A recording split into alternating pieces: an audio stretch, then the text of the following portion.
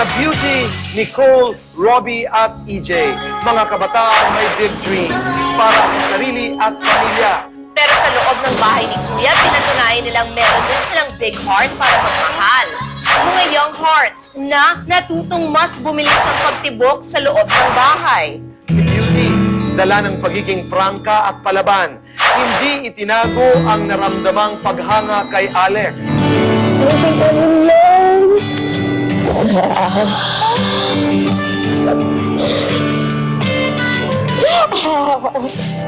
Ano nga ba ang naghihintay sa kanilang dalawa ngayong pareho na silang nasa labas ng bahay ni Kuya?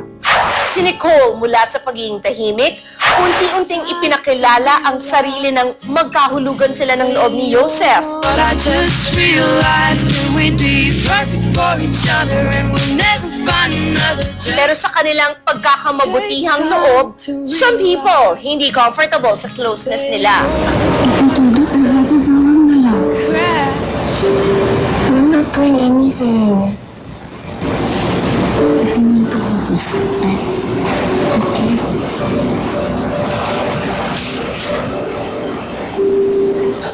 Joseph has a girlfriend.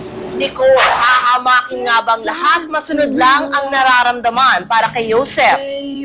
Si Robbie, noong unay nakasentro ang atensyon sa laban. Pero sa mga huling linggo nila sa loob ng bahay, isang bagong Robbie ang nakilala ng sambayanan.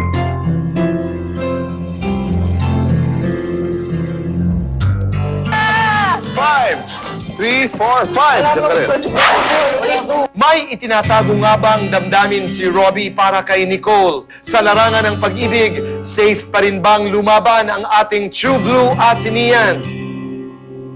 At si EJ, aminadong torpe pagdating sa girls. Pero sa loob ng bahay, hindi mapigilan ang mapalapit sa kanyang housemate na si Valerie. Sabi na bibigyan ni Kuya. Ang torpe, hindi na natakot ipakita ang tunay na nararamdaman. EJ and Valerie, to be continued na nga ba ang naudlot na pagkakamabutihan? Ang Big Four sa big issues ng young love. Dito lang sa Boy! And Chris. Ay, ang saya You said I love you. Di ba sinabi I love you? Sinabi mo yun, ha?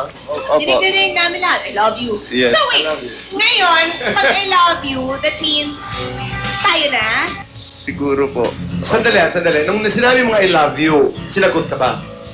Sabi naman niya important and special ako sa kanya.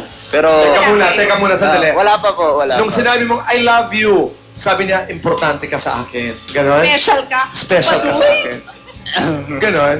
Kasi mahirap po talaga sa loob ng bahay. Parang mahirap. Mas madali nga eh. Mahirap po. Oh, hindi ha. Magkikita Kayo kayo lang eh. araw-araw ha. I'm sorry? Kayo lang. Kaya Hindi, nga. syempre, no? Sorry, wala? So ngayon na lumabas na kayo sa bahay ni Kuya, natapos na ang season, ika nga, nagkausap na ba kayo ni Valerie? Di pa po. Sila nag-usap na ni Joseph.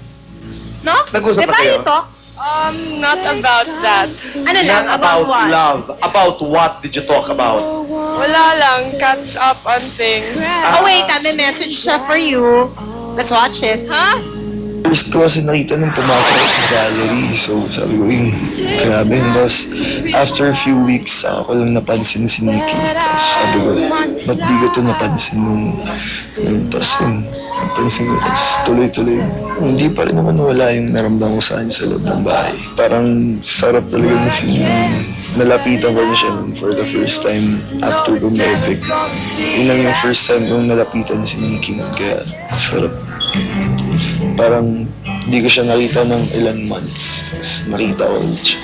Parang may spark lang. Good luck sa iyong career. Sana di ka magbago. Wish you all the happiness and wish you all the best. Tapos don't change lang. Yun lang talaga yung gusto. Tapos congrats na napasok ka Big Four, 3rd placer. Congratulations. Sagutin mo yan. Nicole, what do you wanna say? Miss Park. Yeah, meron eh. Anong gusto mong sabihin kay Yusef? Thank you sa lahat and don't worry, hindi ako magbabago. Oh, wait. Ito na EJ. May message si Valerie. Pero uli natin. Of course, huwag mabait. close friend talaga. Well, of course, I really appreciate what he's doing for me in the house. He's guwapo, syempre naman. I really think it's okay when he has this feeling for me. Mahirap magkausap about his feelings. So, I understand it, but I gave him the advice. Wag kang masyadong tahimik. And then I said, yeah, sabihin mo na. Sige na. Ayaw ko ng tope. Apo. Anong gusto mong sabihin? Huwag ka raw maging tahimik at Yes. yes. niya ng torpe. Correct. Ayan, don't worry din. Simula ngayon, hindi na ako torpe. Anong message mo kay Valerie? Sabi mo, hindi ka na torpe. Sabi niya ha, mula ngayon, sabi mo. Okay, go. EJ. Kamusta?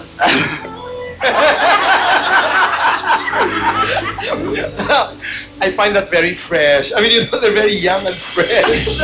Hindi ko kinaya. Kamusta? Sandali. Kanina may nasabi dun sa ating VTR. Do you like Nicole?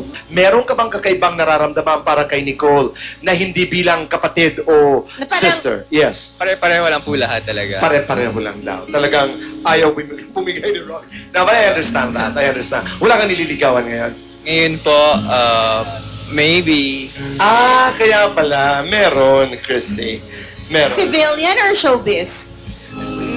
not sure pa po. Malalaman niya sa takdang panahon. So, Wow!